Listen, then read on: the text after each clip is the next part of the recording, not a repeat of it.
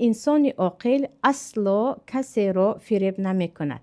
اصلا کسی را فریب نمی کند، برای آنکه عقل برای او این چیز را اجازه نمی دهد.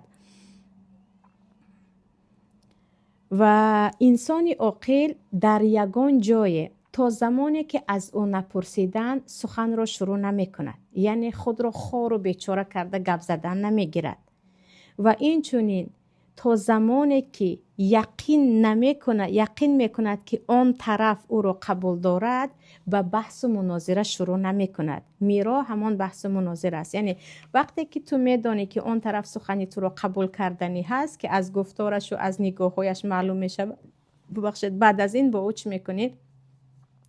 با او میرا یا اینکه با او بحث و مناظره را شروع میکنید.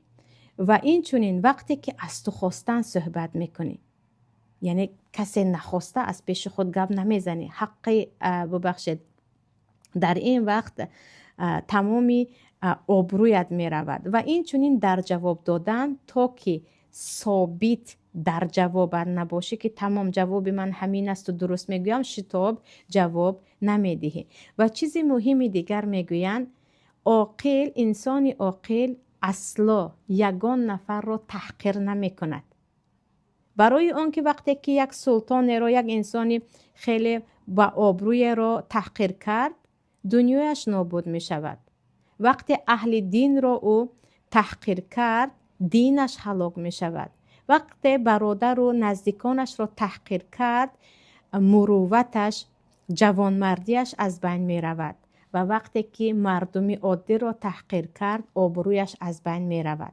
کی را تحقیر نکنی هم تو در اینجا خسران تو هستی، باخته تو هستی. برای همین اصلاح کار هستی، به تحقیر اصلاح میکنی. یعنی انسان عاقل یگان نفر را، نه شاه را، نه گدای را، نه با علم را، نه به علم را تحقیر نمی کند. تو این هستی و تو آن هستی گویان، چون انسان تحقیرگر در همه حالت چه هست؟ زیر پا است. بعد از این میگویند انسان عاقل اصلا از عیب خود بیخبر نمی ماند.